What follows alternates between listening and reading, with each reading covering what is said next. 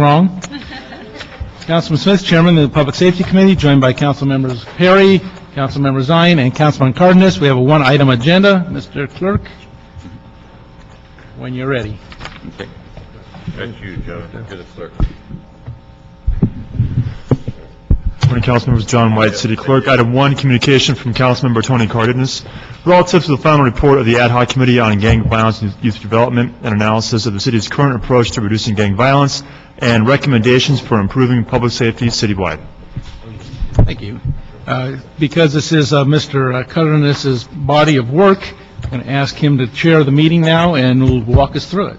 So, Mr. Cardenas, the floor is yours. Recording already. Thank you very much, Mr. Chairman, members of the committee. Thank you so much for being here today. Today we're able to walk through a culminating report on the Ad Hoc Committee on Gang Violence and Youth Development. This is a committee that existed on and off over the many years of this council, but it was reenacted under the presidency of President Alex Padilla. And for approximately 4 years, I had the honor and the responsibility of chairing this committee.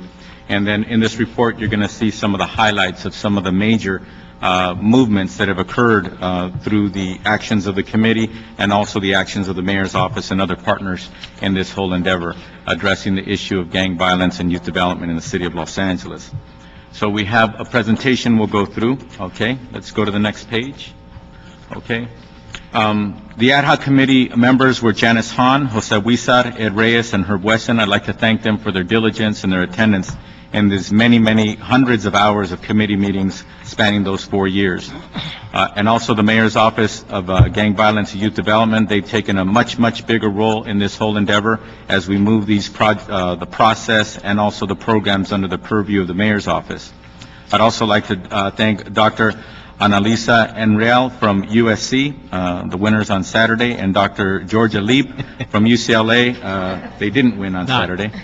Also, Candace Kaminsky from USC played a major role in pulling together this report, and also Jessica Nolan did as well, and she's from UCLA. See, we can all work together. That's right. The 70 individuals who were interviewed, we also like to thank them, including various city and county departments, law enforcement agencies, prevention, intervention, and reentry service providers, and youth and families directly impacted by youth violence. Next, we go to the methodology of the report. The report provides an overall assessment of the grid implementation approach based on extensive literature review, synthesis of all relevant reports and citywide policies, members of the Community Engagement Advisory Committee, 70 qualitative community and departmental interviews, hundreds of hours of testimonies received during 4 years of ad hoc committee meetings. The report was written by my office, the office of Councilmember Tony Cardenas. Again, I chaired the committee for over 4 years, and also the input of members of the City Council and the Ad Hoc Committee on Gang Violence and Youth Development also gave tremendous input to this report. Also, UCLA and USC conducted 70 qualitative community and developmental interviews to also add to the report.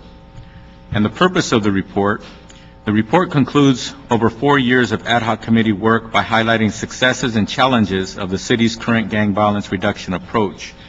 On March 31st, 2010, the City Council will reassess the long-term placement and strategy for the city's overall violence reduction approach. And I want to note the CAO's report is accurate. The date for that review was going to be, in fact, December 31st of this year, but we moved it back because of some of the delays that had occurred throughout the last 18 months to make it more relevant and give the mayor's office and everyone else enough time to pull together the information to have a comprehensive report. So instead of being December 31st, as it was outlined in the initial motion that moved these programs into the mayor's office, we are now going to have the review on or prior to March 31st in this committee. Also, I'd like to outline some of the major accomplishments. The Ad Hoc Committee on Gang Violence and Youth Development had a lot to do with the report as the report highlights some of the ad hoc committee's major accomplishments, which included the following legislation: the creation and passage of the country's first community-based gang intervention model, which is now a federal bill sponsored by Congresswoman Diane Watson. I'd also like to add, when it comes to the community-based gang intervention model, that was done through a culmination of work of mainly community intervention providers throughout the city of Los Angeles, and they put together a report that is now being reviewed and talked about throughout the country, and that report cost the city no dollars. There are several reports that we have paid for that cost as much as $500,000, and this report, impressive report, cost no dollars to the city of Los Angeles. So I'd like to thank all of those individuals who put together that report and made it possible.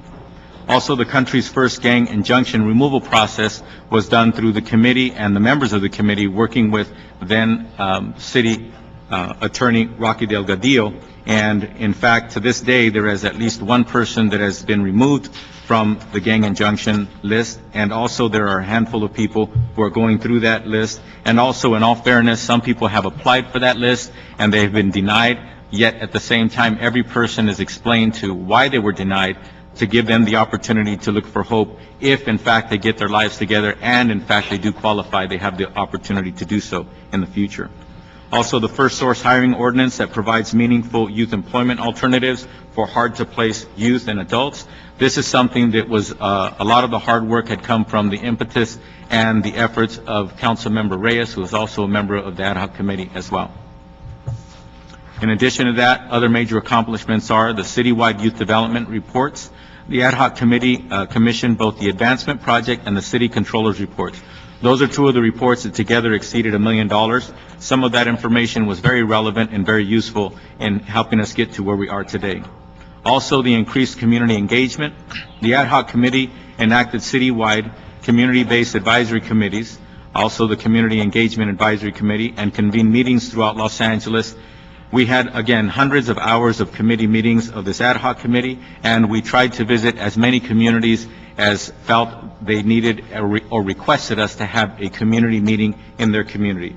We responded to the requests of the council members of that district, and we also responded to the requests of mothers, parents, and organizations throughout the city. We also institutionalized the collaboration and increased understanding of the importance of intervention with the Los Angeles Police Department. It was very pleasing to see that the choice of the mayor and also of the city council was to promote then Assistant Chief Beck to the chief of the LA Police Department. Chief Beck, more than any other brass in the LAPD, has said to the ad hoc committee and to the full council and in press conferences and in personal dialogue with individuals that intervention is critical and integral to keeping the streets safe in the city of Los Angeles, and it is very pleasing to see that we have a chief that is that committed and understands the intervention process and understands and agrees with us policymakers that intervention is here to stay. Additional major accomplishments are, the report highlights some of the mayor's grid office's major accomplishments as well. They collaborated to create accountability and infrastructure. This is something that people have been clamoring for decades in the city of Los Angeles. No offense to the Department of CDD, it is in my opinion that the policymakers of the city of Los Angeles did not give them the directives or the floor plan or the blueprint to require them to have the programs, which were then mainly, the programs were housed within Grid 1 and Grid 2. These programs culminated in almost 20 years of work of the city of Los Angeles, but once again, in my opinion, it was the policymakers that did not create the environment so that we could have the proper collaboration, accountability, and coordination. And now we have a structure that is much, much better than it has been in the past. Also, the policy shift toward evidence-based practices. This is something that was also lacking prior in the city of Los Angeles. Also, they collaborated to further professionalize the field of intervention. This is something, once again, that at this point in time, it is, we haven't seen any evidence that any city in the country is as comprehensive and has moved this far forward as the city of Los Angeles has in the last 18 months. Some additional accomplishments of the mayor's office include the use of community-based gang intervention model. Also, the summer night lights was something that was done 2 years ago and expanded last year, and it continues to be a tremendous success. The prevention, intervention, and reentry programs under a single structure was something that not only was asked for by the community, but we recognized as policymakers, from the mayor's office to the council and every elected in the city of Los Angeles, this was something that needed to happen, and today that is in fact the case, as all of these, the oversight of these programs are done through the mayor's office. Next, I'd like to read a quote from Professor Georgia Leap. And I say, quote, "The one thread in all the reports was creating a new department. They may disagree on other aspects, but this is the single unifying thread."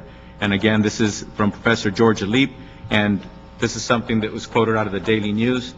Again, we have asked for certain reports within the city. We paid for those reports, and each one of those reports did in fact point out that the long-term place for these programs to be need to be within a department. And also, one of the things that I remind the public, and that we've said many times in the ad hoc committee, with all due respect to any elected office in the city of Los Angeles, as the structure that we have in this city, and as the policy structure of the city dictates, when a committee of the council, or the council as a whole, or a council member asks a department for information, that department is required to provide that information to the council member, to the committee, or the full council.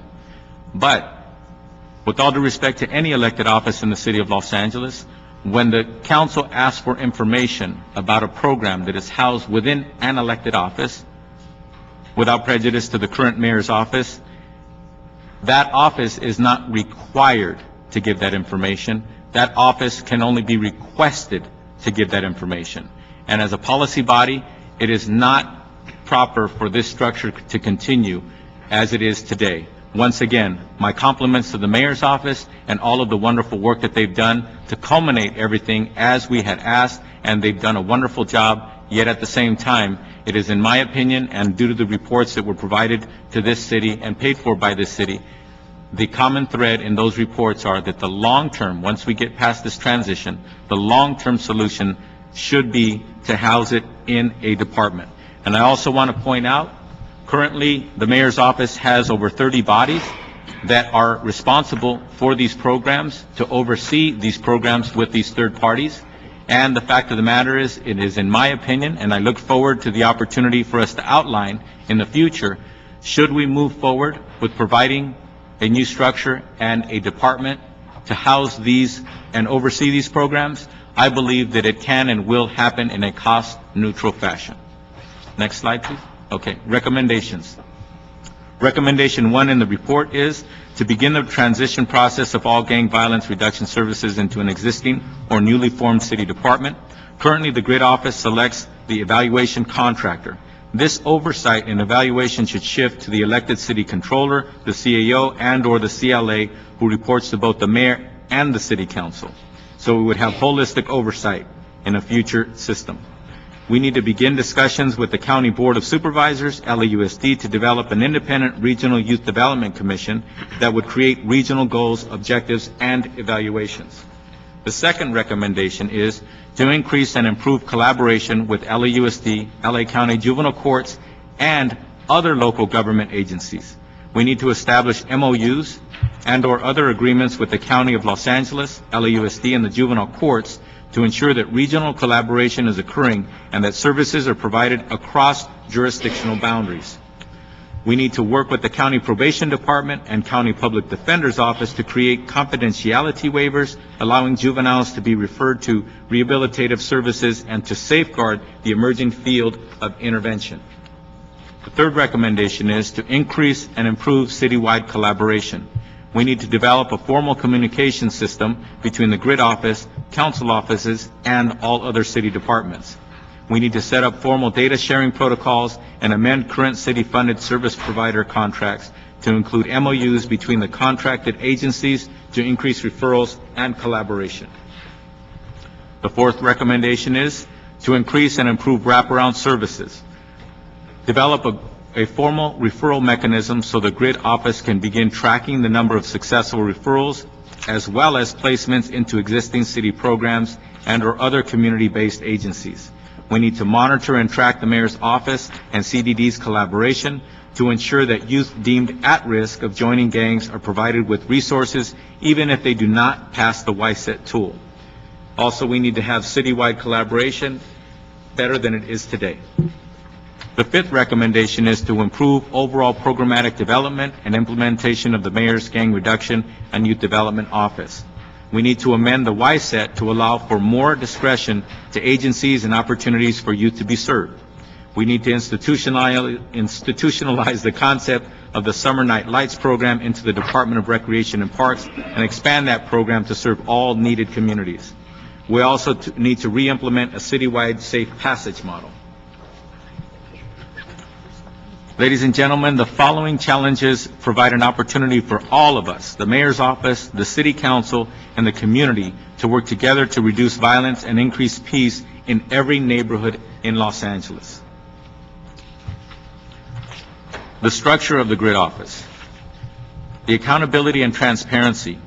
As I said earlier, Council can only request information or permission to audit GRID's financial and/or programmatic decisions. In a department, it is not a request, it is something that will occur automatically at the request of the Mayor's Office and/or the Council.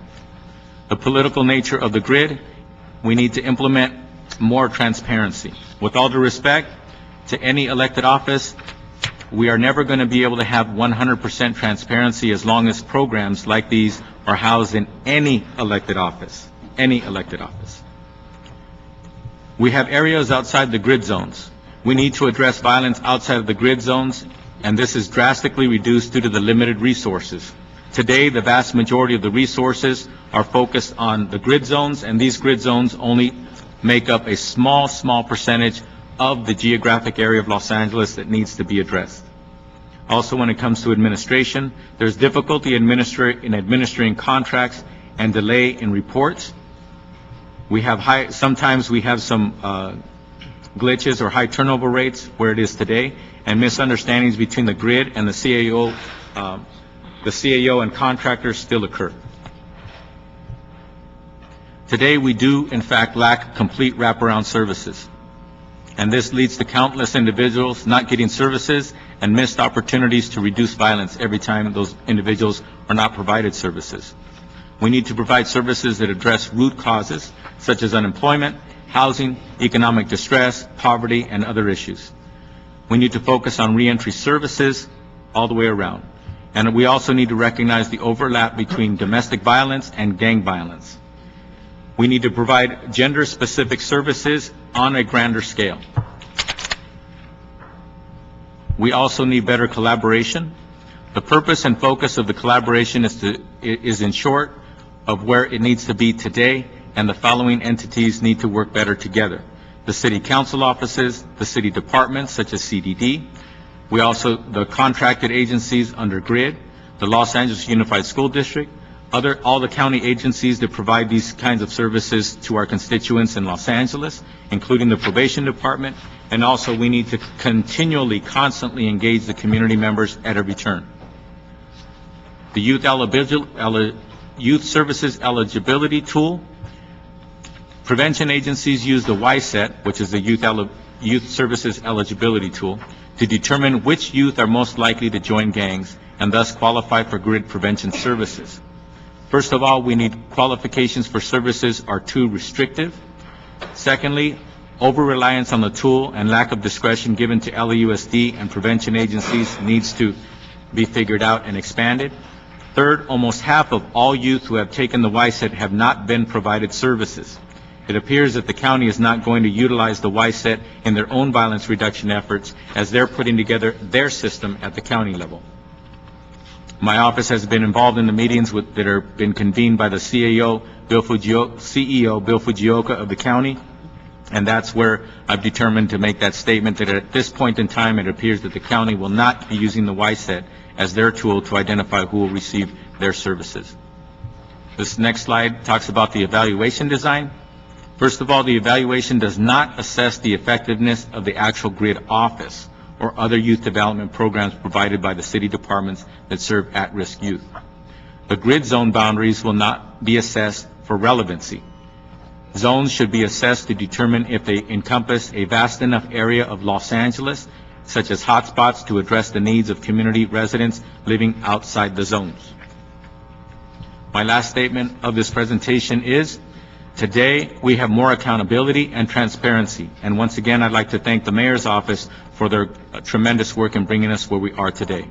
Today we have a more comprehensive approach to reducing gang violence, but we have barely touched the surface. The level of violence in our city is unacceptable, and we still have much more work to do. I want to thank you all very much for your patience, and certainly I'm ready for any questions regarding this report. Do we have any cards, Mr. Chairman? No, we have no cards, so... We don't have any cards submitted? Yeah, why don't we... I was taken by your reference to gender-specific services, and I just wanted to just expound on that a little bit more.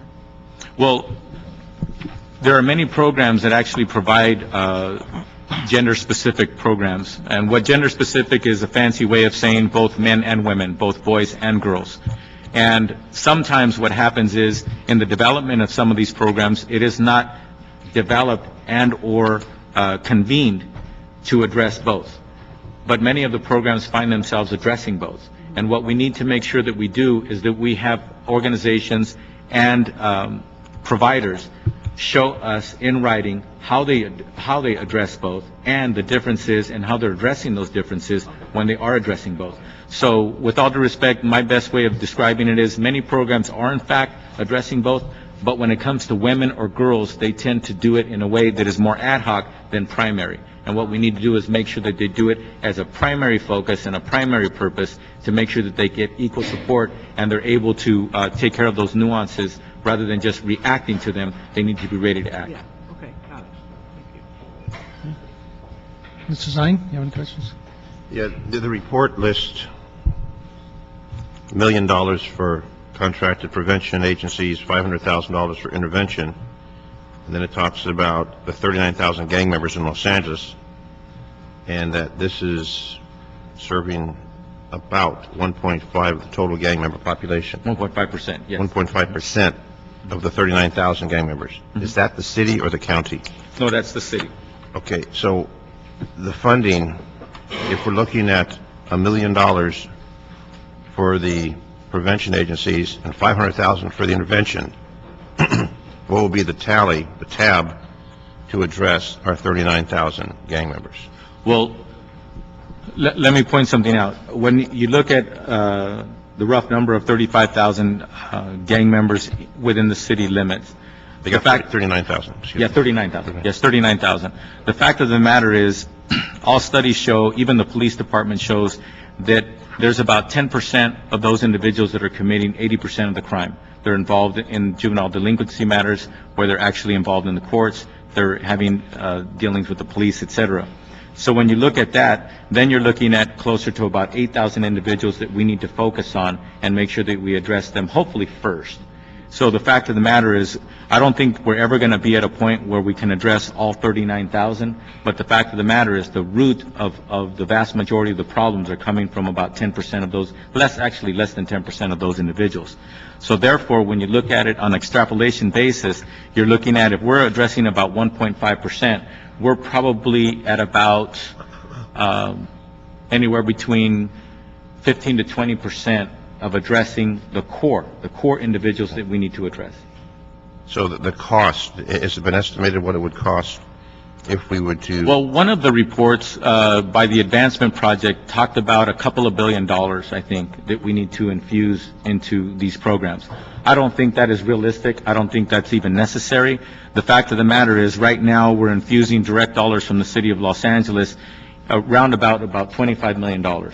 So if we were to be able to take the $25 million and they say we got to a point where we have an aggressive system that actually is in fact as coordinated as it needs to be and is efficient, we should be able to do the vast majority of the work that needs to be done in the city, in my estimation, probably around $100 million or so. And I get that figure because when I was in the state legislature and I moved the bill the Ship Cardenas Act, which actually puts about $121 million a year, roughly, into the streets of California for intervention and prevention programs. It was my estimation back then that in the state of California, if we got to the point where we had about $500 million for the state of California, that we could start to really put together a system that would start to be effective. Now, when you look at the city of Los Angeles, it's my estimation that if we got to the point where we truly invested about $100 million into intervention, prevention, and reentry programs, we would be getting at that 10+% of the individuals that we need to address, and then we could really start to extrapolate beyond that and actually get the number of gang members and the gang activity and all of the killings down dramatically. But right now, we are addressing it, but we're still addressing it in a small fashion.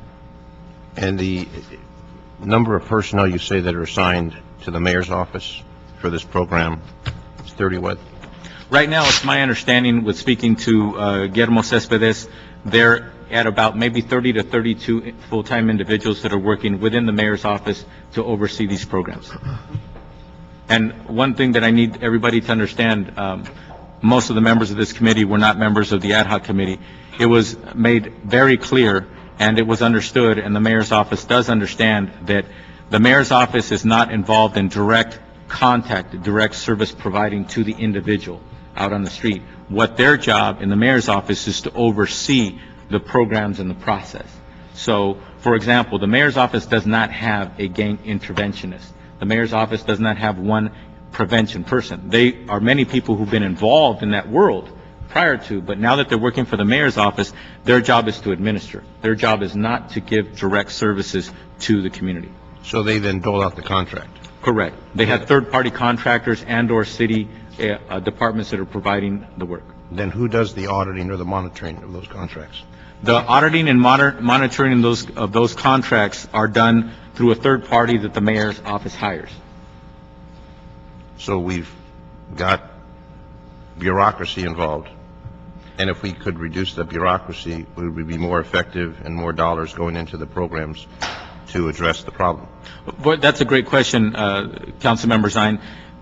I truly do believe that when and if we move this over to a department, if it's the will of the body, and we work out the details with the mayor's office, what you would see happen is you would see a transition of today's influx of programs into the community of Los Angeles. You would see a cost-neutral effect.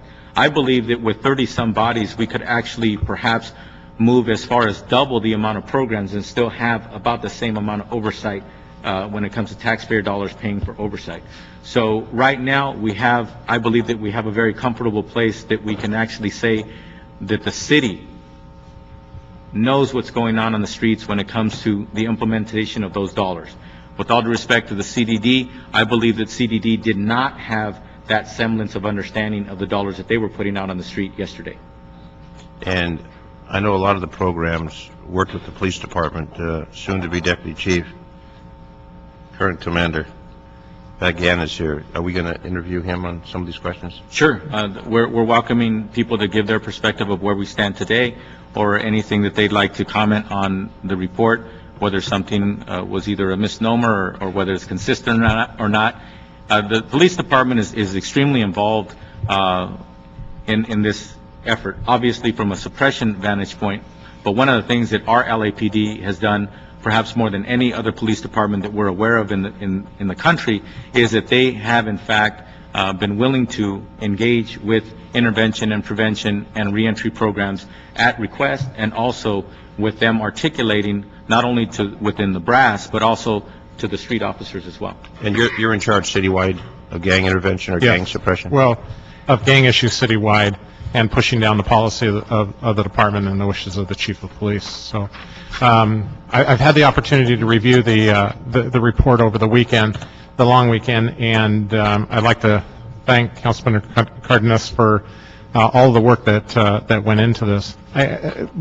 From the police department's perspective, Wayne, I don't necessarily want to weigh in on whether this should be out of the mayor's office or the city department. That's a policy issue, and I'll let you do that. The one thing that That's why you're going to be deputy chief. Wise. Smart move. But one of the things that I think works really well with the current grid system in the sense of where you have program managers, where you have people who in the grid zones who work for the city that actually understand what the problem is and work in the community and work with the different agencies all over to bring people together, to build the collaboration that, Councilman, you mentioned was so important. And that has to continue. If we have a city department that is distant from the problem, that becomes a larger problem. So having people, whereas we don't necessarily have people that are involved in direct gang intervention, having people that clearly understand what gang intervention is all about and having them work a particular area or have responsibility for that particular area, I think is critical to the success as we move forward. The divisions have jeopardy units. Yes. The jeopardy programs, do they work in coordination with these type of programs in the grids, or are they separate? You know, I think it should all work together, so the programs that the police department has should work hand in hand.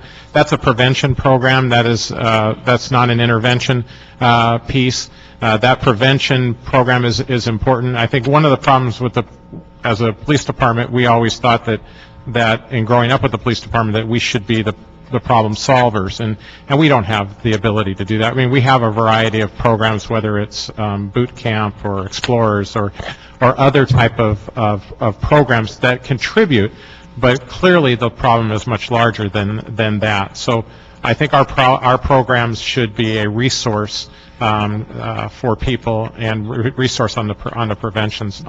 Is there a bridge, though? Because I know that the Jeopardy programs and some of the other youth programs that they have, would they find the at-risk or the pre-delinquent, shall we say?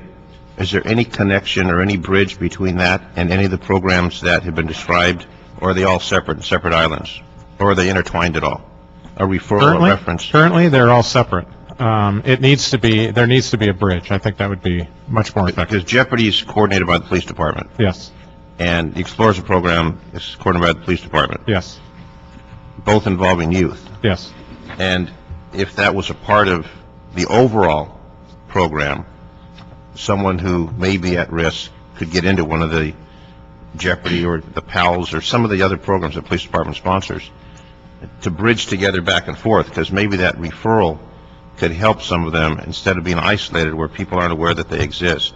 No, I agree, and there are a ton of other programs that are out there that need that kind of coordination to find out what works best. In an individual area, what I found is that for police departments, when I refer to an area, in a police department's area, there are a number of resources in those areas that go underutilized, that are not drawn upon from a police department standpoint. As we come across kids or families in need, we don't do as good a job as I think we should in pushing and moving families towards those kind of resources. So that kind of collaboration that we're talking about here, I really look forward to, because I think it would be a huge advantage for not only for the city but for the police department as we try to deal with difficult problems, especially in families. And as far as gang statistics, we're almost at the end of the calendar year. The numbers are down compared to last year. We have 18% down in homicides so far this year. I think as of today, we're at 280 homicides for the year. We were at 344 last year at this particular time. So you're talking 64 fewer murders so far this year than last year. 18%. Those are gang-related or overall? Those are overall. As of last week, I don't know what they are today. I didn't get a chance to look, but as of last Saturday, we had 130 gang murders throughout in the city of Los Angeles. And a few years ago, we were over 1,000. Oh my gosh, it was, yes. Well, in 1992, 1,100. And those weren't all gang murders, but the vast majority, you're talking 60 to 70% of those were. So obviously something is working, and if we could tie additional programs into these particular aspects, did the committee look at any of the other programs by the police department or any other social agencies, intervention, prevention?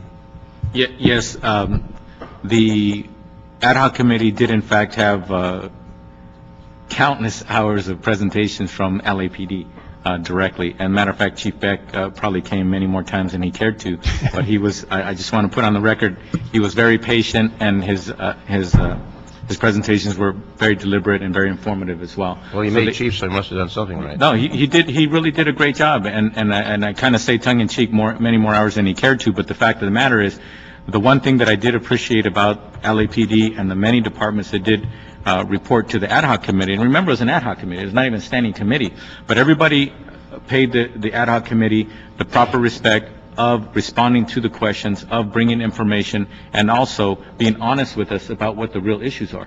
So, yes, we did in fact hear presentations about what was going on with the Explorers program, Jeopardy, and many other programs, and we also listened to their advice about what we need to do, as you were just asking about more coordination, et cetera. And, but the fact of the matter is, you actually hit the nail on the head, Dennis, where that coordination, even within the city, needs to improve. But at the same time, we have probation department, we have the DA, we have the public defender's office, we have many other government entities that are actually either servicing and or dealing with that same population on a daily basis. We need to coordinate with them as well. And they're all on separate angles. Yeah, they're all in separate places, but the fact of the matter is, under the new CEO of the county, we have Bill Fujioka, who's very familiar with city programs. He was our CAO for many years. He has been convening meetings of very high-level individuals in the county office down around the corner, and they've been meeting monthly, and they've been making progress on admitting where we have faults, admitting where we have shortcomings, admitting where we need to put efforts and all step up and bring that coordination together. And they are making progress. And matter of fact, they've actually instituted their own version of, we have grid zones here, but they have some zones around the county of Los Angeles. One of them which traverses the city of LA, and one of them which is in the city of LA, Right. which mirrors the grid zone in Pacoima. So they are in fact coordinating with us to a certain degree, but once again, they are their own government, they make their own decisions. But they are coordinating with us more today than they have been in the past. But they admit, and we admit, that we haven't been coordinating enough. And then what about the coordination between the police department and the city attorney's office on the injunctions? Have we found cooperation? Oh, absolutely. We work daily with the city attorney's office. Any issues that come out as far as the injunctions go, we work with them. Most of the city attorneys that are involved in the injunctions have either been embedded in our police stations or are readily available to individual areas, and also at a higher level, we have almost daily conversations with that portion of the city attorney's office. So if we could model that into some of these other programs in the relationship building and the networking, that would help make these bridges that we need to establish. Yes. Thank you. Commander, there was one suggestion here regarding a training component of LAPD with interventionists, so you understand them a little better, work with them closer. Have you done any work on that? Have you looked at that Yes. concept? That is very, very important, because the fact of the matter is the report's correct in the sense that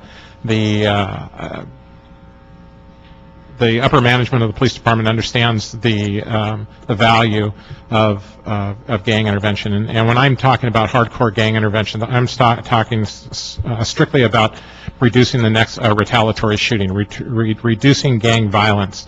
And I think that has been incredibly valuable to us in our relationships with gang intervention agencies. And I don't want to say exchanging of information, but because they don't provide us with the gang interventionists don't provide the police department, nor do we expect them to provide us with information, but we provide them with information that we know that to help them do their job. Where that relationship is very strong, I think we've seen good results of that. And I have to say that as we continue to reduce the number of homicides continue to reduce, I always credit intervention as being a large piece of that, should get a large piece of that success. As far as the training piece goes, do our younger officers buy into intervention? Generally not. It's a tough concept for them understand. They work in very black and white issues, and this is a gray area for them.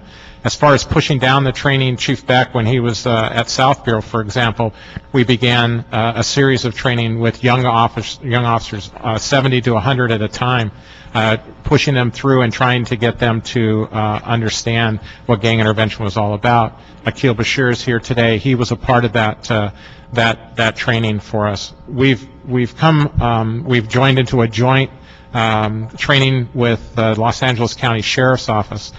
We've put on approximately 4 or 5 pieces of training for gang lieutenants and gang supervisors. If we don't have them buying into what gang intervention is all about, we're never going to get the younger officers to buy into it. So we started originally thinking we could push it up from the bottom, and it didn't work. We didn't get the buy-in that we thought we were going to get. We have to have the field supervisors and the mid managers to be able to buy into it first, and then push it down and be able to demonstrate and understand the impact of it. We're not asking for absolute total understanding of this initially from the police officers. What we're asking for is that they see value, in this process. One thing that is always a problem for LA is because we are A, so big, and B, we touch 22 other cities on our borders. What has there been in the way of coordination between grid activity in other cities, because the gangs don't pay any attention to those boundaries, and other police departments? Have we looked at how we do that on a more regionalized basis, like we do with the JRIC and those kind of things, where we look regionally to exchanging of information? Has there been any effort to do that? I don't know that there's a formal process involved. I know out in the Valley, Chief Morris had a really good relationship with surrounding agencies and gets together with them on a regular basis in a more regionalized approach to dealing with gang issues. It was initially started by, I think, Chief Ron Bergman when he was out there in the Valley. In South Bureau, we've done something similar to that, where we reached out to Inglewood, to the Sheriff's Department, and Gardena, and some of the other surrounding cities to discuss those issues. We ended up with an information sharing system on crimes that on gang information and gang crimes that we shared with them. There's still a lot of work to be done in that particular area, but we're better than we used to be. Yeah, just one more clarification. This is probably Mr. Cardenas more so. So the outcome of all of this would be consolidation of effort, elimination of duplication. And by consolidating, then we create a singular focus and work within the budget that we have, these various disparate pieces, and bring them all together with the possibility that by eliminating duplication, we might actually save some money? Actually save money and be able to put more of that money into services, because there's no question that we don't have enough money going toward the services that are needed. That the mayor's office agrees with that, the council agrees with that, all the analysis agrees with that. We haven't put enough money into intervention, prevention, and reentry. And then one follow-up now, because I work a lot with homeless, and so I know that a lot of the funding for wraparound services comes directly from the County of Los Angeles, especially with respect to mental health and public health issues. And it's always been a challenge to be able to get that funding, because sometimes the county has a different view on how to use it. Correct. So how would you, from a process standpoint, be able to improve upon that by consolidating? And we do it through LASA, and I personally don't feel like LASA has always been a successful model. Things are better right now. We've got a new head of the agency, but overall, I don't think LASA has been all that successful. I'm just putting that out there because I see some analogies here. Sure, absolutely. Because LASA is the conduit where the county and the city people sit together, flow funds for wraparound services, and it's always been difficult, especially when the county has a different viewpoint on how to provide services or where to provide services. Well, that's a great question. I don't know how LASA got to the point where it is today, where they're hitting and missing. You obviously know more. You're very much more involved with them, and you represent downtown, where we have the highest population of homeless. So I think that example bears a lot of resemblance to what's going on here. But what I can guarantee the community of the County of Los Angeles and the City of Los Angeles is today we've had a lot more analysis, third-party analysis come to bear on this that they're looking at the county level and at the city level. In addition to that, we have come a long way in developing the kinds of professionals who know how to address these issues on a daily basis on the streets. So we're all collaborating with the county and the city, those individuals as well. And then on top of that, we have, again, Bill Fujioka has made it his responsibility, and/or I think the county supervisors have put it on his shoulders to say, let's develop a better system. They're not saying just take care of the problem, which I think that is at the root of many a lot of lack of development when it comes to addressing a problem, where people just scream out and saying, fix it. What they've told Bill Fujioka is several things. They said, how long is it going to take for you to come up with a system that we can depend on? And that's what he's doing right now, developing that system. Secondly, they also let him know that it is his responsibility and it's his charge to move around all the moving parts as he sees fit to make sure that that system is addressing the problems. So I described that to you, Councilmember Perry, because I believe that before, when it came to this problem, we didn't approach it that way. And that is also the way the City of Los Angeles is approaching it. We have commissioned reports before making these transition movements. We have also looked at information that is now more ready available today in reports countrywide, countywide, citywide. We have professors, practitioners, et cetera, who have developed thousands of hours of information that we poured over in the City of Los Angeles to get where we are today. So I believe that what we are seeing and what we're going to see is a much better system than we had in the past because of the approach and also the vast information that is out there that we're actually taking advantage of that we didn't have 20 years ago. Everybody knew that there were killings, more than 1,000 a year in some cases, and we said we have to do something. But the problem is when we said we had to do something, we didn't exactly know what that something, successful something was. Today we actually have examples of success that we can model, and we're actually modeling now. And another thing that I can appreciate about what we're doing today, both at the county level and the city level, is we're not married to one way of doing it. We have all committed, and we've seen dynamic changes even in the last 18 months within the mayor's office.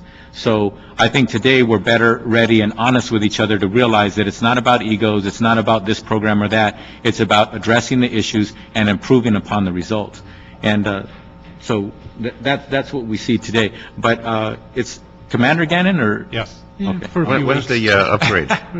I will be promoted to Deputy Chief effective January the 3rd. Okay. And how far back were you a motor officer? No, I was never a motor officer. You never almost, I never. that was always a dream. That's good. We don't want motor officers, Yeah. deputy chiefs. No, I got some motor officer stories I could tell. One's enough. Some people just like wearing those shiny boots. That's right. But And the chaps, too. one of the things that I would like to ask you, Commander, is could you describe for this committee, I know we did it in the ad hoc committee at length on several occasions, but can you describe to this committee what an interaction with a field officer and intervention might look like, or what might occur? Say there's a shooting at 1 o'clock in the morning on a particular street corner in the city of Los Angeles. Officers show up, they put up the yellow tape, an interventionist shows up of that community. What would take place after that? Well, what should take place is the officers tend to concentrate on inside that yellow tape. Their responsibility is to locate as many witnesses as they possibly can, protect the evidence. Outside the tape, there should be at least some sort of initial conversation between the interventionist and an officer or supervisor that is there to provide some basic information. What we want to do is cut down on rumors. So based on the information that we know at that particular time, Hold on a second. Rumors within the police department or rumors throughout the community? could be both, actually. Okay. We would, we want to make sure that the facts as we know them at that particular time are provided.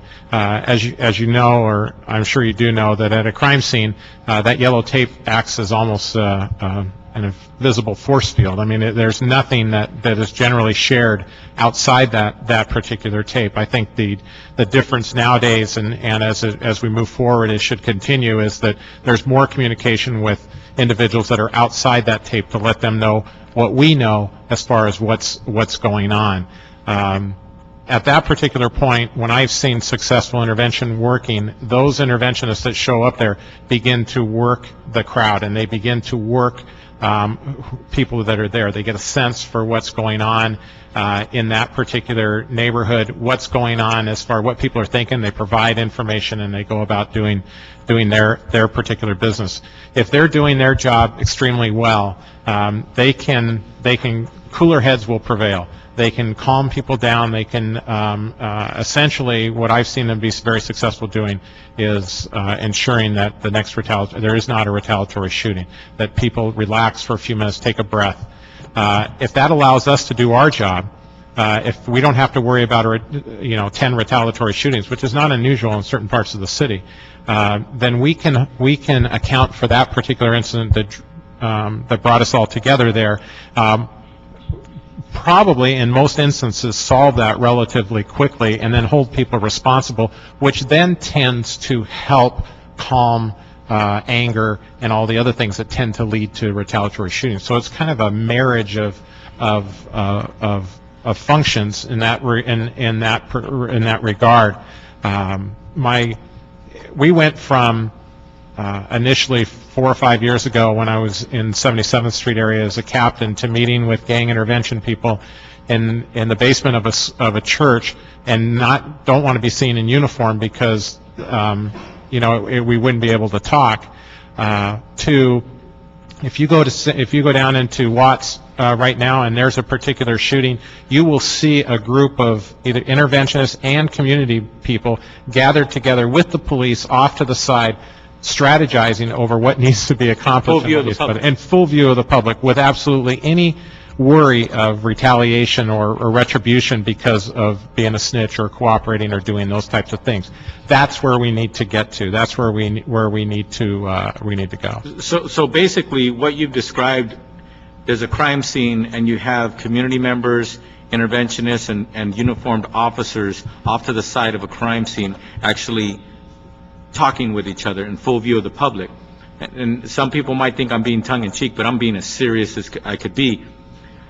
That was not always the case. Matter of fact, that was very rare in certain communities, correct? That's right. But was that always the case, that you would see a gathering like that, say if a crime occurred in Bel Air?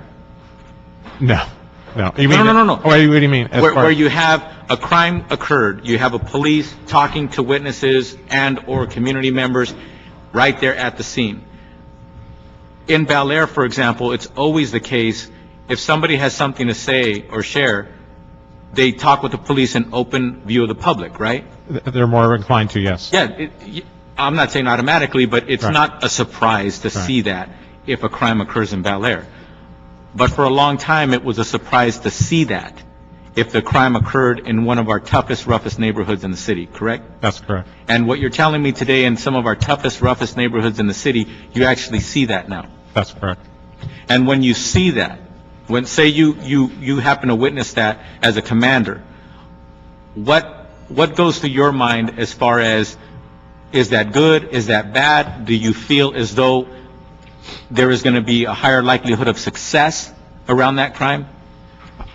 I'm incredibly excited when I see that. That's where we need to go. When I'm not in that particular huddle, for example, they're not talking about who did it. Correct. They're talking about necessarily maybe why it was done. Little things help us a lot. And I tell a story of an incident that occurred at 115th and Success in Nickerson Gardens. And it was a shooting where a 14-year-old boy was killed, and a 20-year-old was standing next to him, was wounded. The 20-year-old was the subject of the attack, and the 14-year-old ended up unfortunately dead. The initial rumors that went out from that particular incident was that It involved Jordan Downs, so that the gangs from Jordan Downs were responsible. That would be the typical response. So the typical response from the police department, in that not knowing who's involved, is to flood Jordan with resources, begin to do probation, parole searches, try to shake things up and try to get some information. Tremendous presence in that particular neighborhood, because you don't want the retaliation back into Nickerson. What was initially brought to our attention very quickly is this is not Jordan related. This is within Nickerson related. And so what it does is it allows, even though nobody tells you exactly who did it, now our investigation is focused in Nickerson rather than upsetting everybody in Jordan and doing things, that kind of police work that nobody really enjoys or wants to see us do, and concentrate on the problem. So the information that's passed is very subtle, but it's a tremendous help to the police department. So those little gatherings and groups that talk about strategies, that's saving lives down the line.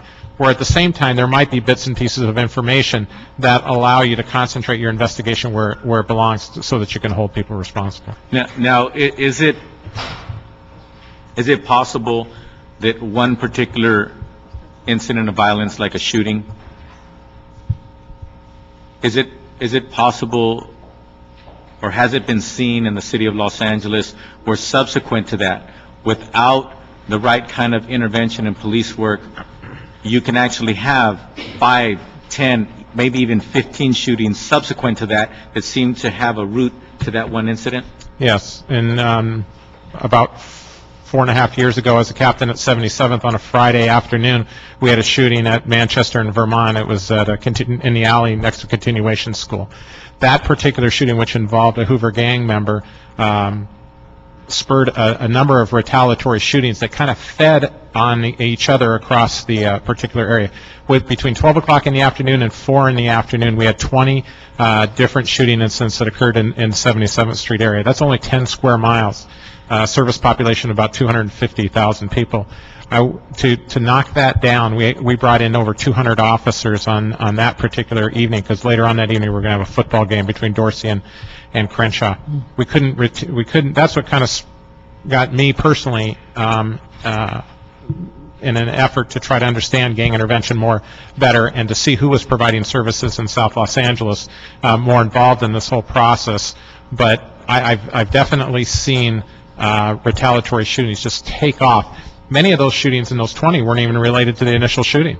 It just becomes like wildfire across the community. More people are carrying guns after that. More people are apprehensive, and it just kind of feeds off each other. Now, have you seen or known of a similar incident where, because of the work between the police department, interventionists, and the community, that it was hot enough that could have happened, but it didn't occur? That's a hard one. I would say yes. The one that I think of the most was a shooting that occurred at about it was on Central, just outside of Nickerson Gardens, and involved a young boy that was getting off the bus, returning from school. He went to school in Compton. Compton Pyrus had shot him as he got off the bus. That particular young man, his relatives that live in Nickerson had a strong gang presence about them. But they also had one uncle that was involved in the intervention process, or in the Watts Gang Task Force piece of this. That particular shooting a few years prior to that, or even 6 months prior to that, would have led to immediate retaliation in Compton.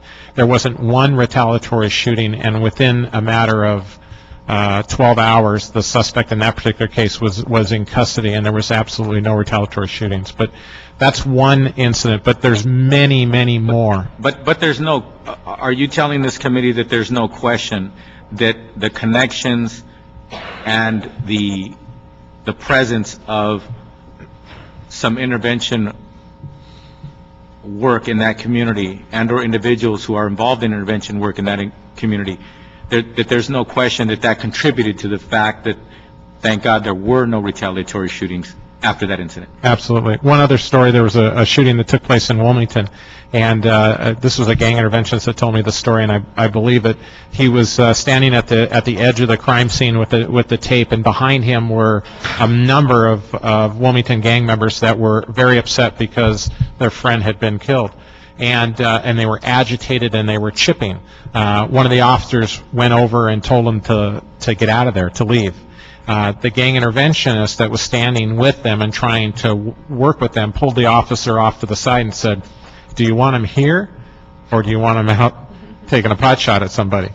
And even the officer went, "Oh, that was an easy call. Yeah, why don't you continue doing what you're doing? We'll put up with the chipping and all the other stuff that's going on." So, that kind of recognition that to use your head, that I'd rather have them where I can see them than where I can't. That saves lives. Thank you very much for your testimony, because I think it's very important for people to understand that one of the fundamental problems that we have in this society when it comes to interventionists is that some people who are involved in intervention were in fact involved perhaps in some previous activity earlier on in their life. They may have tattoos on their neck.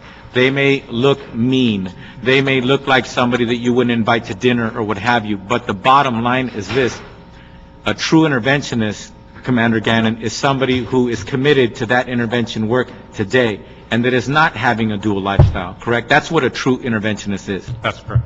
And is it not the case that some very successful, involved interventionists today in the city of Los Angeles have never been involved in a gang? For example, Blinky Rodriguez, he's never been a member of a gang. I happen to know that. I know the guy for 20 years, and I knew where and who he grew up with in the San Fernando Valley. I happen to know that he personally has never been involved in a gang. And there are other individuals like that who are true interventionists, correct? That's correct.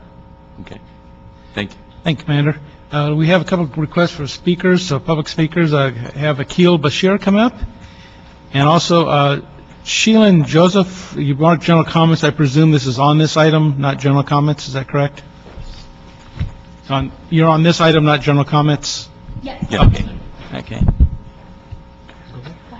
And Mr. Chairman, after you read off the cards, I would like to, if you would please, see if we can afford anybody else who's with either any city or county department or agency who'd like to comment on it as well. Sure. I'd also like to hear from the mayor's office and also Peter Chutan from the city attorney's office, if hear from them also. Mr. Chairman, Michael De La Rocha with my office, we did in fact invite and inform the mayor's office that they're welcome to testify and or make comments, correct? Is anyone here from the mayor's office? No one here from the mayor's office. Okay. But they did coordinate with my office, and they did let us know that they did in fact receive the document as far as the report goes, et cetera, and they will be making comments, I guess, in the future. But Okay. I just want to make sure that everybody understands that all the relevant departments and individuals were notified of the report, and we let them know that this hearing was going to take place. Thank you, Mr. Chairman. Very good. Morning. Good morning. First of all, I want to thank everybody here. I really want to thank the councilman and his office for putting together an extensive and outstanding report. I want to thank the city council for taking the issue of gang violence seriously. And I also want to thank Commander Gannon and Chief Beck, who have been outstanding in trying to work with the interventionists on the street to get the objective of saving lives and restoring communities taken care of. In looking at the report, and your report addressed it well, I'm speaking from the community perspective. I'm on the street, have been for many, many years, and I had specific questions from the members on the street in regards to this specific question. And I think it's really a challenge on your part, Councilman Cardenas. I don't know if this is the correct format to address the question, but I have to. I want to applaud the mayor's office for the collaboration of grids that it has put together. I think that's been very prevalent in moving this process forward. I think there's two challenges that we have to deal with in understanding the grid process, and especially from the street perspective. One being that the whole city is not covered by the grids, understandably so. The grids were picked based on the degree of violence, the degree of besieged negativity in the given community. But with that, a problem has arose, and that is others outside of that grid zone feel very defensive about seeing the resources going to these other areas and not theirs. And there's been some opposition in terms of really being able to work with those areas outside the grid zone. So my first question would be, what would your answer or solution to that be? And the second question has to do with intervention work that is happening outside of the grid zone. Currently, the city is dealing with those individuals and interventionists inside of the grid zone, but much is happening outside of the grid zone by interventionists who are not in collaboration with the city within that structure, paid structure, et cetera. How are we going to compensate, not necessarily financially, but how are we going to incorporate those individuals into the process, and how are we going to move forward in creating a more holistic, balanced approach in terms of these other areas, these other besieged communities that might not have the degree of violence, but they have a large degree of violence and they feel neglected? Thank you. If you don't mind, Mr. Chairman, thank you for that question. The fact of the matter is, what we need to do with the current grid zones, the grid process that has been developed by the mayor's office, is continue to evaluate what's going on in the zones and outside the zones, and also continue to evaluate how effective we are being with the resources that we're pouring into the grid zones and the resources we are or not pouring into outside the grid zones. I'm very aware of that. For example, a very high-profile tragedy was when baby Garcia was killed, a 4-month-old baby. 2 other individuals were injured. Thank God they're okay. Within that same time, in that community of Van Nuys, there were, I think, as many as 6 shootings within several days, not related to that one shooting, and all of those took place in my district. All of those shootings I described took place outside of a grid zone. And the fact of the matter is, the amount of prevention and intervention program money and resources outside of the grid zones is dwarfed by the amount of money that is going inside the grid zones. So there is a need for more resources outside the grid zones, but I think what we need to do is afford the mayor's office and the current system an opportunity to prove what is working, why it's working well or not, and then we need to reassess and continue to evaluate and have the will to make changes. For example, we may want to in the future change the grid zone areas. We may want to in the future perhaps blend between the grid zone and outside the grid zone and utilize those same resources based on the amount of activity that is happening today, not so much just on a certain aspect of data that has actually been the impetus for creating grid zones. The grid zones were created based on a certain information from the police department, and almost exclusively information from the police department. I think that today we have other information that we can add to that so that we can create grid zones that are much more comprehensive than they are today. But once again, it's a start, and it's a good start. I just wanted to comment on that. I'm glad you brought that up, because I represent the southwest San Fernando Valley, and looking at the map, there is nothing west of the 405 freeway. Mr. Smith in the 12th district, I'm in the 3rd district, on the west side of the city of Los Angeles, and it's very concentrated. Out of 12 zones, there's only 2 in the San Fernando Valley, and that is Pacoima Foothill, Panorama City, Mission Hills. We have gangs in the West Valley. There's gangs in the Northwest Valley, both Mr. Smith's district, my district. I know Ms. Perry has gangs in her area, and it's highly concentrated based upon that level of violence, but we still have gang shootings in the Southwest Valley, in the Northwest Valley. And I tried to get some dollars for some intervention. We were denied receiving any compensation for the folks out in the West San Fernando Valley. And those folks are paying taxes. Those folks deserve to have some assistance, and the police department out there needs to have some assistance. So your point is right on target. Other parts of the city need to have some type of intervention dollars and not just ignored because they don't have the same level of violence. And that's a concern that we need to address. And not to say that you have to spread it around citywide, because some areas may not have any, where some areas have a smaller volume. And I used to work 77th. I know the volume of violence, much greater than the San Fernando Valley, but we still have gangs in the West Valley and the Northwest Valley. But if you look at this map, it's very centered on where the dollars are being spent, even though Valley residents are paying tax dollars to the city of Los Angeles, to the state, to the federal government. They deserve some intervention along with other parts of the city. So I'm glad you mentioned that, because I wanted to say it, and I'm glad you said it. Thank you. Well, also, Mr. Chairman, if you don't mind me commenting, a very high-profile murder took place where a longtime staffer of a congressman for the San Fernando Valley, his son was killed. Right. It was in your district, Dennis Ine. Again, that occurred outside, that shooting and killing occurred outside of a grid zone.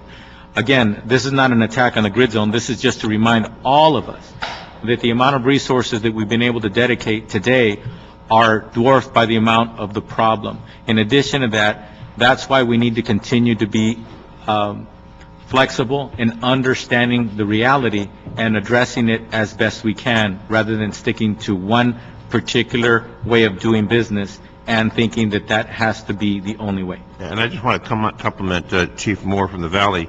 He's got a program that started with Chief Bergman. I think you mentioned that, Commander, where they do have groups in the Valley. Blinky Rodriguez has come over on request, but normally the police department's left to itself, their own resources that they have. Bobby Feeler was involved in this program also.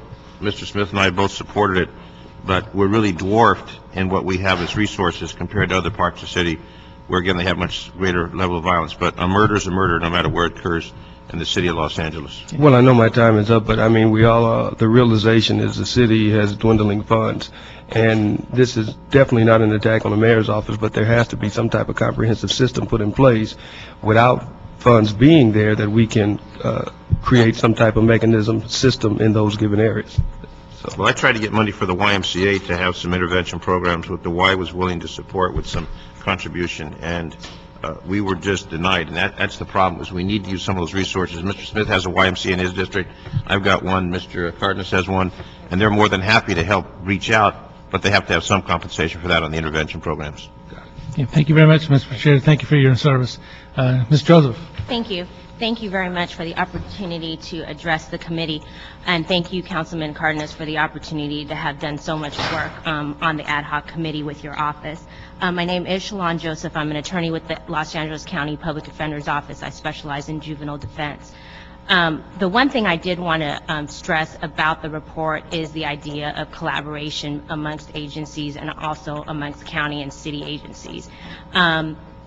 The LA County Public Defender's Office... Excuse me, Ms. Joseph, the Public Defender's Office is funded through the County of Los Angeles? Yes, through the County of Los Angeles. And we represent 50% of the youth who go through the juvenile justice system.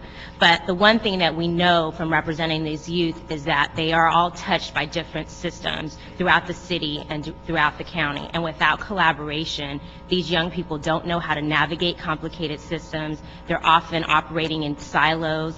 And we know without a systemic collaboration amongst the county and city, especially where services are concerned, that's often where they fall and recidivism increases. So I would like to stress the idea of collaboration, and also to highlight that because of our work with the ad hoc committee, we have been able to collaborate more with the city in terms of what our office does, the fact that our office is the only public defender's office that hires and employs social workers that staff each of the juvenile divisions. We've been able to, I saw Bruce Reardon walk in, we've been able to collaborate with the city attorney's office on the gang injunctions and trying to increase removal of our clients. And we've also been able to, we've collaborated with the grid office as well, and we thank the mayor for that opportunity. We actually participated in some of the site visits with the RFPs for the intervention and prevention grants, and we were also able to work with them with concerns that we had as far as the YSET and confidentiality as far as our clients being asked questions for the YSET. So I think that the idea of collaboration as far as the youth are concerned is very, very important, and we would like whatever direction the committee goes, that is a direction that continues, that the collaboration amongst agencies, whether they're city or county, continues for the benefit of the youth. I've got a question. Yes. Does the office work with reentry at all? Yes, we do. As a matter of fact, we have a couple of reentry programs right now. One operating out of the camps. It's called RSVP for short. It's Retail Service Providers Vocational Program. We're collaborating with Westfield, the the mall. And they come in and do service training for youth who are in the camps. Right now, it's a pilot program. They're only working with 12 youth at a time. And they provide bus tokens. They work on their resumes. They're guaranteed 2 interviews with Westfield upon their release from camp. They have a social worker working with them while they're in camp and once they release from camp. We just terminated a reentry grant. We were given a grant with CDCR for youth who were being released from the from DJJ, the Youth State Prison. We collaborated with Prototypes and Homeboys on that project. That was a grant that was terminated by the state, but we had a lot of success there as well. So we also have the Adult Women's Reentry Court, but it's in terms of juvenile, that's an area that we definitely feel is important. Reentry services and providing jobs for young people is important upon release. Otherwise, the merry-go-round continues. Right, absolutely. Which doesn't help them, doesn't help society. What about tattoo removal? Is there any program you deal with that? We refer to Homeboy for tattoo removal, but we also know that Sunset, I can't remember. Holy Cross Hospital, and I've met the nun that coordinates that, just as another referral. Okay. Because it's difficult oftentimes for youth that are all tattooed in their neck and their face to get a job in any kind of environment. Absolutely. That they do that at Holy Cross Hospital, and it's a community service they provide, just another referral, because if they want to get into mainstream, those tattoos obviously are a deterrent. A lot of jobs they would not be able to obtain with that. Just as a suggestion to help. No, thank they you. get back in as a productive member of society, we all benefit. Right, exactly. Thank you. And I know I'm out of time, Chairman, but I would like to address with the Councilman Cardenas' permission to expand on Councilwoman Perry's inquiry into gender-specific services. And one of the reasons that's important, Councilwoman, is that there are numerous studies out that show that young women, young female youth, experience much different trauma than young men. A lot of them have been victims of sexual abuse. A lot of them have been victims of domestic abuse. And there are studies shown now that if you learn how to treat females specifically who have undergone those type of traumas, and that their development through the adolescent stages is much different than male youth, and you develop a program that specifically targets them, it's much better and more successful for those young women who have been traumatized. Thank you. Thank you. I think Shalon Joseph is a perfect example of someone who, she brought it upon herself to come to one of the ad hoc committee meetings, and I said something that invoked her to want to fill out a card and admonished me for the comment I made about the public defender's office. Mm-hmm. And the fact of the matter is, in my ignorance, I made a comment, but she took it upon herself to correct me in committee, and she didn't do it in a bad way. She just brought up the facts. And the fact of the matter is that began the relationship that I now have with the public defender's office. So one more point on that, Mr. Chairman, is there's a young woman named Kim who actually would come to committee the first few times very angry, and she would really talk to the committee as though we were the enemy. And that's my take on that. But today, she's been one of the most informative individuals, and she's calmed down a little bit. She still talks really, really fast. But is she here today? But no, she's not here today. Okay. But the fact of the matter is, it's that kind of collaboration and responsibility upon every single one of us who has a thought, we have a feeling, we have an expectation, etc. We all need to step up and put our 2 cents into it to make sure that we're part of the solution. So thank you, Shalon. Thank you. And the final 3 speakers will be Paco Racana, Joseph Chicas, and Bruce Reardon. How about Peter? What about Peter? What about Peter?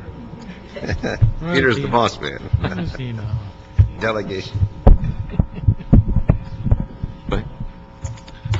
Okay, I'll go ahead and start real quick. My name is, thank you all for your genuine interest in this issue.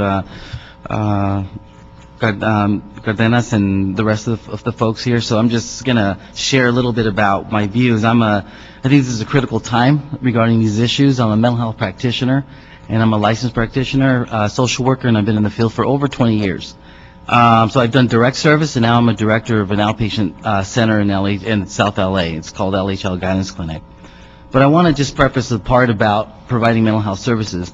I wish I would have had a gang intervention specialist in my direct service maybe 10, 15 years ago, but I've had partners and alliances and stakeholders and key people that I've linked up with in the community to help me understand not only the culture. I'm not an expert in this field, but I certainly am an expert in working with families and youth. And I think that if we look at that lens from a mental health perspective, it's really key to help these families, the families out there that are either coming out of our juvenile justice system or folks that are just worried about their youth joining a gang. I just want to preface that there's tons of mental health services out there, and it's so important to be able to link these up, the families up. So there's the Mental Health Service Act, obviously, with prevention and early intervention services. There's wraparound. There's AB 3632. There are so many services that it's really important to be able to collaborate together, to be able to link up these folks to the right resources out there. And if we don't do that, we often lose them, and because it's so bureaucratic. You need to complete referral forms. You need to make sure that they meet medical necessity. They need to have a medical diagnosis. But the case is here is that I really want to stress the importance of collaborating, having mental health on a table, working with people together with a gang intervention specialist, whether it's at what we call in the schools a student study team, an IEP, or versus an advisory council meeting where they all meet together and collaborate with probation, law enforcement, school counselors. Parents need to be involved in that meeting as well. So I just want to underscore the importance of that. Great. Thank you very much. Good morning. My name is Joseph Chicas, and I'm currently a graduate student at the USC School of Social Work. In reviewing the report published by the Ad Hoc Committee on Gangs, there seems to be various points that offer great insight into how our city can enhance its gang reduction strategy. Among the findings in the report call for the Mayor's Grid program to become a permanent city department. In my opinion, there could be no greater compliment to the efforts of the Mayor and Councilman Cardenas and their dedicated staff. Our city's blueprint for reversing our city's gang epidemic is truly groundbreaking, and more importantly, aims to resolve the true root causes of gang involvement and gang activity. True to the spirit of social work principles, our city has designed a strategy that promotes the best interests of youth and families. In doing so, I believe our city has shown the better part of its spirit. In moving this strategy forward, however, we cannot forget that in working with this particular population, that trust and relationship building are absolutely necessary for any real substantive change to transpire. Many of us have heard my mentor and a mentor of the city, I believe, Bobby Arias, say that programs don't change people, relationships change people. I believe that this statement captures the essence of our meeting today and offers us a teachable moment. In working with agencies like communities and schools, and having worked with the Mayor's Summer Night Lights program, I've been directly exposed to how mainly our gang-involved youth have been re-engaged and reintegrated into the community as participants. In extending this hand, we have created a powerful partnership with them and a trust that cannot be broken. It cannot be broken because the stakes are too high. It cannot be broken because we have to join them in their journey to recapture their dreams. To build this relationship is truly the heartbeat of this work, and it's the spirit. Wait, if I have a couple. Go ahead. Okay. And it's the spirit from which I'm talking about today. As an advocate, a student, and a lifelong resident of the city of Los Angeles, I asked the City Council and the Mayor's office to work closely with the community and the youth in designing a long-term gang reduction strategy that is sustainable and prioritizes the best interests of youth and families above the challenging political dynamics that are involved. This is not, after all, about politics. This is about saving lives and creating opportunity. Not just for the next 3 years, but for the long haul. The long haul because that's what our communities deserve, and that's what they need. The long haul because we can give no less than individuals like Akil Bashir and Blinky Rodriguez and Bo Taylor, who have dedicated their whole life to this movement. The long haul because I saw the disappointed look on the kids' faces on the last day of Summer Night Lights. And just the look on their face, you could tell they were hungry. Not just for more hot dogs, because, you know, we gave them plenty of that, but they were hungry for more opportunity. So we plan on coming back next year, and hopefully in another 15 years, their younger brothers and sisters can also participate in that same program. And so just in closing, I believe this is the new era of hope ushered in by our first black president. And I believe that we need to take this opportunity to work together and ensure that the HOPE agenda is passed down to the next generation of future Angelinos. Thank you very much. Thank you. Mr. Renner? Come on with me. Bruce Reardon from the City Attorney's Office, the Chief of the Gang Division. Peter Chutan is the Deputy Chief in that division. He also can speak about the special collaboration we had with the Ad Hoc Committee. But before we do that, we want to congratulate the Ad Hoc Committee and the Chair, Councilmember Cardenas, on this report. I have begun reading and annotating it myself, and I will make it all the way through, I guarantee you that. But even in the first read-through, there have been some things I've noticed, maybe because I have a particular eye to read this closely, that I think are very significant. And the significance of the entire committee's, the generosity of the report really comes across to me. That's a word that I use advisedly. I see this as a very generous report because it comes across embracing a lot of different people and different ideas. It's not a narrow report. It's a very broad report. And that's, I think, the kind of thing we need to create the platform we want to have to go forward. I notice all the members of the committee named on the front. I noticed that both UCLA and USC have been brought together to do the report, which is impressive. And of course, Georgia Leap and Ms. Enriel are very impressive people in their own right. So I know the people who worked on this report are first rate, and we look forward to annotating it very closely. But very briefly, one thing that I know you've already talked about, but absolutely was a product, an ongoing product of the Ad Hoc Committee's existence, was the creation of the gang injunction removal process. And just to update people today, and that is supported by Mr. Trutanich, just as it was by Mr. Delgadillo. He is an avid supporter of the idea, as he said at his inauguration, that arrests alone cannot solve the gang problem. And what's exciting about the gang injunction removal process is it was an unprecedented step taken by this city attorney's office, working with the city council. Council members Perry, Smith, and Zine were just as active as anyone on the ad hoc committee in making this happen. And it didn't involve a single arrest, which for me was very different as a prosecutor with a career of making cases that involve arrests. And that was true for everyone in our unit. We now are at 43 applications. Mr. Trutanich has assigned a senior legal advisor from his team to be the final reviewing authority. The process is back up and moving, and they have removed the second person. The second person has been notified of removal just in the last couple of weeks. And I think what was really interesting about that was it didn't have to be news. It's terribly significant, but we did it because now it's more routine. The significance is still there, but we didn't need to do a news conference around it. But it has happened. We're now at the second person for removal, and I want to add a little bit to that. 6 additional people have been informed that the gang injunctions do not apply to them at all. So that's something we didn't expect at the beginning of the process. So those 6, it wasn't necessarily that they got removed from the process. For some reason, there was a miscommunication or a misunderstanding as to whether or not the gang injunction applied to those 6 individuals. Correct. They're using the and process. And that's just as important as getting off, right? Absolutely. It's an educational process. We wish 60 more people would reach out to us. So there's 6 more.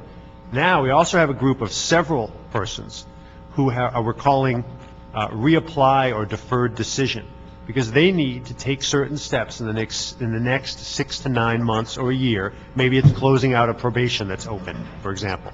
If they take those steps and return to us and the LAPD, then we have every reason to believe that, assuming they lead a law-abiding life for the next 6 to 9 months, they close out and fix the things they haven't gotten fixed, they get that job that they're applying for, etc., then they have a good shot, I should say, at being removed. They have potential. So the process is up and running. The next phase, and I'll briefly conclude with this, and we've talked about this before, but that doesn't mean it's any less important. The next phase is to increase the applicant pool, to reach out, as we will continue to do, to all of the city's agencies, both public and private, that are involved in reentry prevention and intervention, and encourage them to refer persons to us. If the expression that Mr. Trutanich wanted me to share with this group is that our doors are open.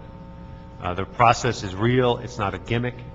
We have a removal coordinator assigned from the office. We have a final reviewing authority who is a senior legal advisor for Mr. Tutanich, and our gang unit works closely with them on a daily basis.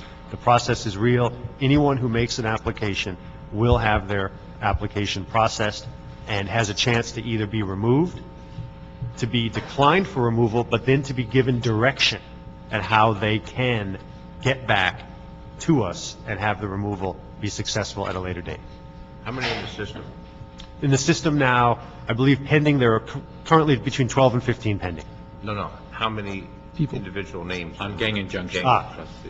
There is an estimate that we've made, working with LAPD and Gang Narcotics Division over the past year. We estimate, and it's only an estimate because no such database exists, and that's for various reasons of security, privacy, and legal civil liability reasons. But our estimate is that between 5,000 and 6,000 persons over the course of the existence of all of the injunctions have either been named or served or both with the injunctions. And there's no expiration? They can only be removed through the process? There's no expiration on it? There's no expiration date on that. However, just to be really clear to everyone, if a person must abide, everyone who's served with the injunctions court orders must abide by those. However, if a person has been abiding by a period of several years, there's no contact with law enforcement, no reason to believe that the person has any association with the gang under injunction, then it's very unlikely that a case would ever be brought.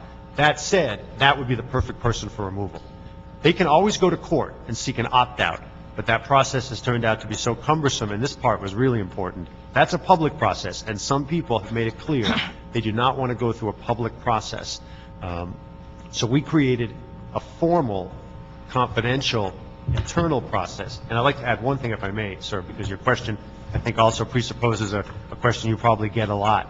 This does not involve anything that's been characterized as renunciation of a gang. This is not an act a person must take to renounce or inform or do anything like that. This is an objective review of their record.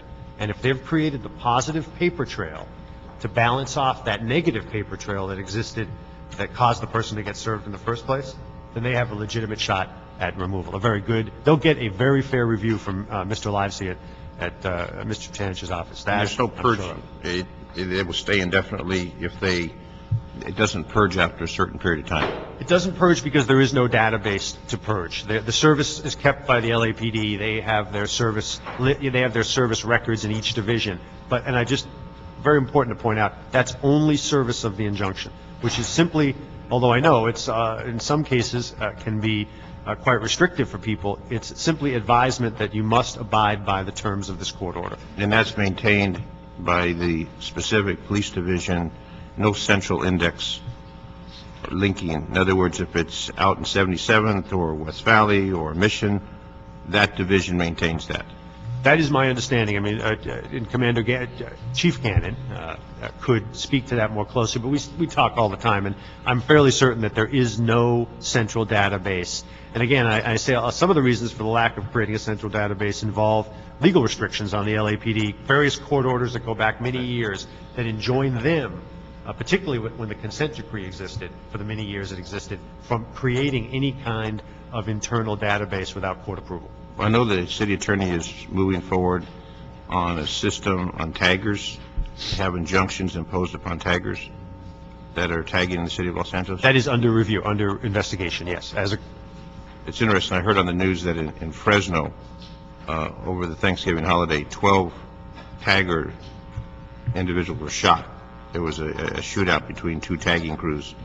I thought it was interesting that they were in the tagging operation, and somehow they were at a party, and somehow 12 people got shot at one incident, which is a lot of shooting at one particular incident, all about tagging, which sparked my interest into that issue with the injunctions, because a lot of people think the taggers are not violent. The fact is, moving forward on that tagging initiative with the gang injunction to help reduce that incidence of tagging in the city of Los Angeles. Yes, sir, and we also have noticed that level of violence that goes up, and like I think the chair of the ad hoc committee has pointed out many times, different solutions for different problems. But yes, we are definitely looking at that as one solution for the most extreme version of that problem that you're describing. Thank you. Okay. Anything else? Thank you. All right, thank you. Appreciate it. That concludes in the public testimony, and we did have a request, as your office did, from the mayor's office, a chance to report back on this. If it pleases Mr. Cardenas, I would suggest we would come back the first meeting in January, the 11th or the 18th, whichever you choose, and have this as an item to then go through the policy recommendations, hear from the city attorney, and others have had a chance to chew on it, as he said, or take a good look at it, and make verbal recommendations on the policy recommendations, and we can then forward to council, so. That's excellent. Let's move forward with All right. that. Thank you. And that'll be the, I want to also acknowledge Mr. Cardenas on this I was going to do that too, but go warrior ahead. project that is Yeah. well prepared for. Thank you.